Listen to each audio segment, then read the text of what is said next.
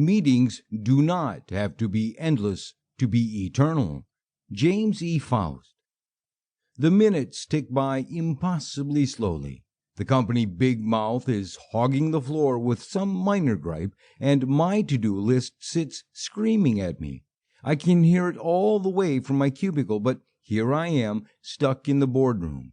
Board room. I don't even need to be here. Inner tension mounts. I fiddle distractedly with my watch. 2 hours until lunch and 6 hours before that urgent report is due. I suppose I can skip lunch again. I start doodling furiously, trying to relieve some stress. This is the third meeting of the day, and I have another one scheduled for after lunch. When the heck am I supposed to get any actual work done? The pressure keeps mounting, and these endless meetings are not helping. Not to mention that most of them are fairly pointless. Like you had to show your face, but with no clear agenda, no follow-up actions, nobody running the show, and people randomly chipping in with off-track comments, they end up being more of a waste of everyone's time. Sound familiar? Most companies spend about 15% of their time in meetings, and surveys show that about 71% of these events are deemed unproductive. Over 1 billion production hours are lost per annum in this way. These are precious hours of our lives we will never get back, and many of them are a waste of everyone's time.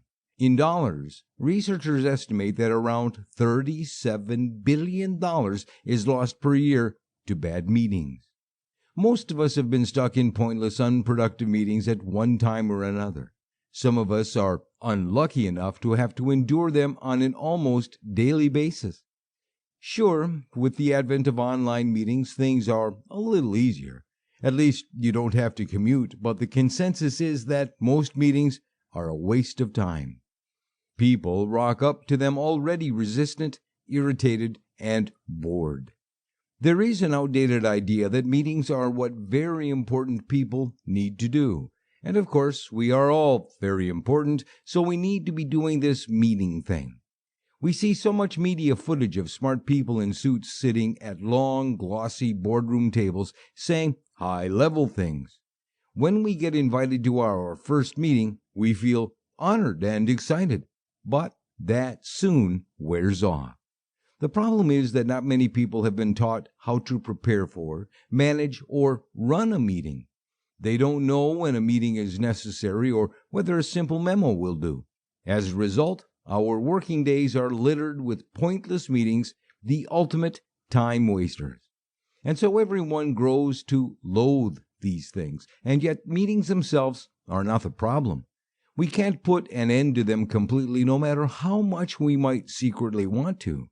We definitely need them from time to time. When a bunch of key decision makers need to get together and troubleshoot or creatively problem solve, is one time a meeting really works well. For example, when face-to-face you can ask, answer, and explain far quicker than in an endless messaging train to and fro.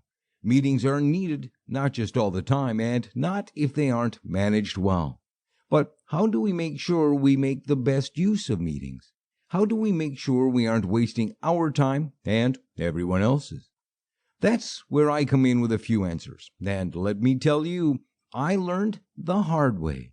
After spending more hours than I care to admit in endless meeting nightmares, I finally had had enough. My years of research, study, and practical application meant I had built up my meeting resource bank and skills to a whole new level. These skills are not magic. They are learned, and you can learn them too. It's time to cut back on meeting agonies and start working smarter in practical ways that work. This is not another book full of management theories that you will not ever use or can't apply in the real world. My business management qualifications soon helped me realize we needed more. What happens in a textbook and what goes on in a real-life boardroom are two different things, and people are desperate to figure out a better way forward. Yes, we need to understand how to decide when to meet and who to include.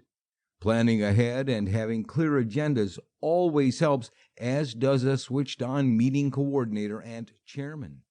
To keep listening to this audiobook, I've left you a link in the description so you can do it, at no cost thanks to Audible's 30-day free trial.